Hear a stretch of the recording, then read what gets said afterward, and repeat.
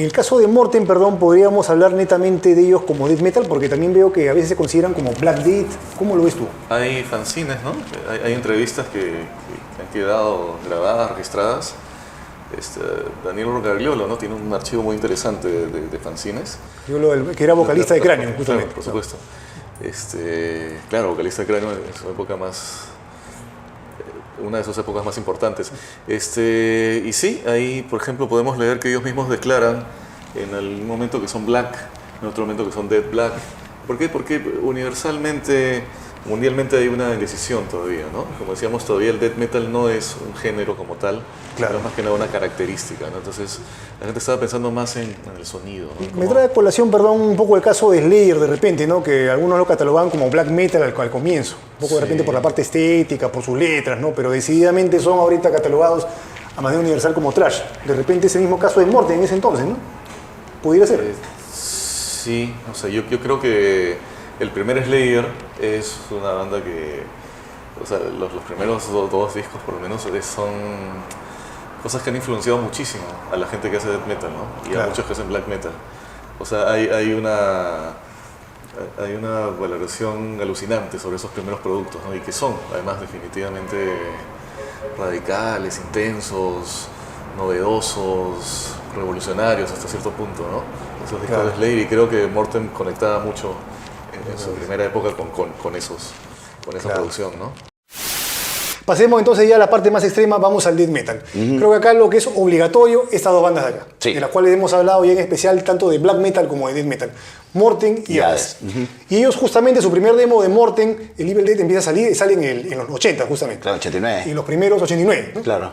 Y también los dos primeros de Hades, creo yo. Claro. Que Ojo que Hades tiene un demo, bueno, y Morten también tiene un primer demo antes del Evil Dead que es en español.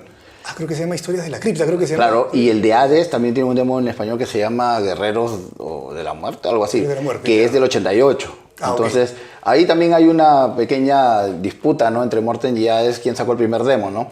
Porque mucha gente considera el primer demo de Morten el Evil Dead, ¿no es cierto? Claro. Y mucha gente considera el primer demo de Hades el Altar of Sacrifice, ¿no es cierto? Pero los dos hablan de que han tenido un demo previo, ¿no?, en español, ¿no? Claro. Los dos.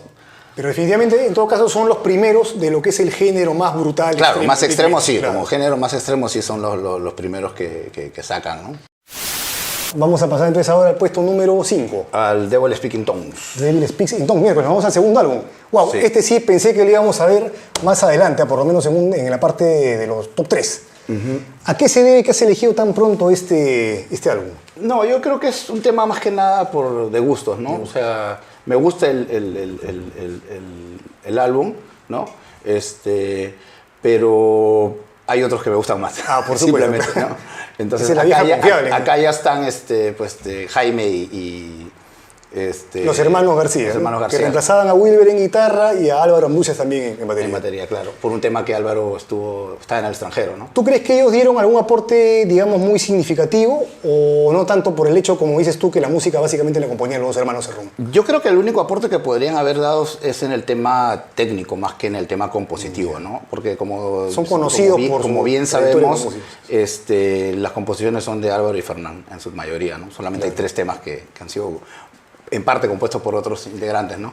Pero sí, Sandro en esa época era uno de los mejores guitarristas del Perú, ¿no? Tocaba en Dominion también. Claro, ahora dedicado al sonido, ¿no? Con su academia, pero en esa época sí, ¿no? Entonces, el aporte yo creo de Jaime y de Sandro es en la parte musical, técnica, la parte técnica sobre todo.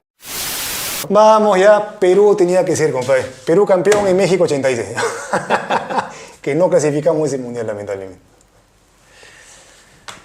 A ver, ¿qué nos puedes comentar de esta emblemática agrupación peruana Demon Tales, a una banda a la cual ya le dedicamos un episodio completo aquí en el programa? Sí, bueno, no hay mucho que decir, ¿no? Es una banda que hasta ahora sigue manteniendo ese sitial como representante del death metal extremo, ¿no? Y todos sus discos sí mantienen esa esencia del death metal oscuro, pesado, sin ritmos que puedan considerarse que van saltando del estándar del death metal, la voz, la guitarra. La verdad que ahí los hermanos, tanto Álvaro como Fernán, ¿no? Los hermanos Cerrón. A mí en este disco tiene lo que para mí, yo dije en esa oportunidad, y lo recalco ahora, tiene mi alineación favorita de Morten. Tiene a los hermanos Cerrón, Álvaro Anducias, Fernán Neviros, tiene a Wilber Rosán en guitarra y nuestro chino favorito, el chino Muro en el bajo, Chino justamente. Un saludo para el chino si no está bien. Aunque él dijo que no ve el programa. Sí, mira, en verdad lo que salió y la forma, bueno, el lugar donde grabaron, con la tecnología que ya había en 95, 94, probablemente 94, 95, la mezcla que se realizó, lo único que se desvió fue la impresión del disco, ¿no? por la N en vez de la M, pero de ahí en realidad todo fue perfecto, ¿no? Fue perfecto, fue muy, muy buen trabajo. Algo que realmente resume toda la historia que tenía Morten hasta ese momento, ¿no? Claro, está ese trabajo que un sello como la Mercury se fija en ellos, lo reedita el disco con otra portada que ya conocemos, sí. Y después sacan el segundo álbum de Devil Speaks in Tongues. Sí, y ahí está fichar con Iron Pegasus después. Y de ahí Iron Pegasus, exacto, ¿no? Y no son sellos cualquiera, ¿no? No, son sellos bien reconocidos en el underground, realmente tienen su peso ahí.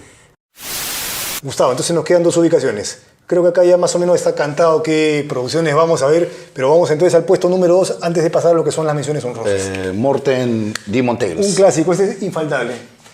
Esta es una producción, una banda que la hemos visto en varios episodios. De hecho, hemos contigo desarrollado un programa entero hablando sobre Morten.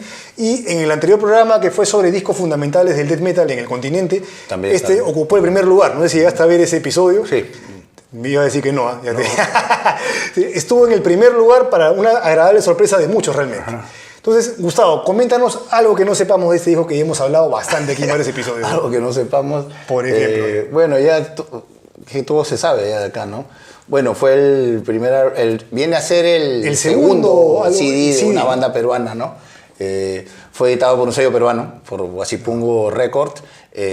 Bueno, todos saben que tiene error en la tipografía, en el disco que dice Morten con N, ¿no? Nada, qué decir, ya es un clásico, pues los temas de ese disco son coreados, pues, totalmente. por todos, ¿no? ¿Por qué lo elegiste por encima, por ejemplo, del siguiente, The Devil Speaks in Tongues, que es un disco también muy reconocido, que también tiene temas clásicos? Yo creo que este fue el disco que los lanzó les va a molestar a los hermanos Cerrón que diga esto, al estrellato, a la fama, ¿no? Porque ese fue el disco que les abrió las puertas, pues, de la Merciless, de las disqueras que después ya se han encargado de mantener el nombre de Morten, ¿no? En todo el mundo, ¿no?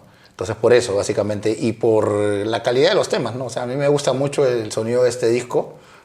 Fue grabado también en el techo. Y las letras, si bien cuando Morten nace, ellos dicen que son black metal, pero bueno, hacen un death black claro, que en aquel entonces, ¿no? Para lo que hacían se consideraba black, ¿no? Pero las letras acá más que nada también son paganismo, ¿no? Son letras paganas. También eran de deidades justamente en ese entorno. Claro, bueno, no sé qué más pueden decir si ustedes quieren agregar algo, porque hemos hablado muchísimo ya en varios episodios de este grandioso disco de Morten, el primero de su discografía, el Demon Tales, con esta portada del cuadro de Goya, que es una portada que ha sido empleada también incluso en el doom metal. Bandas como Reverend Bizarre la han usado también en sus álbumes. Solamente queda decir Satanás Maestro, Lucifer Padre Nuestro. Entonces, en el puesto número 2, Morten con Demon Tales.